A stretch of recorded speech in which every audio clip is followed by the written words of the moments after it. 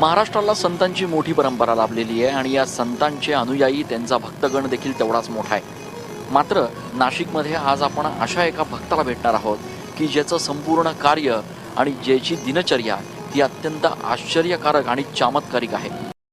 एक घर जिथे अभंग राहतात, एक घर जिथे वेद सर्वत्र दिसतात, एक घर जिथे ज्ञानोबा तुकोबांच्या ओव्या राहतात, एक घर जिथे अभंगांच्या भिंती आहेत, एक घर जिथे ओव्यांचं छत आहे। चला एका अशा घरात। महाराष्ट्राला संतांची मोठी परंपरा लाभलेली आहे आणि या संतांचे अनुयायी त्यांचा भक्तगण देखील तेवढाच मोठा आहे। मात्र नाशिकमध्ये आज आपण अशा एका भक्ताला भेटणार आहोत की ज्याचं संपूर्ण कार्य आणि ज्याची दिनचर्या ती अत्यंत आश्चर्यकारक आणि चमत्कारिक आहे।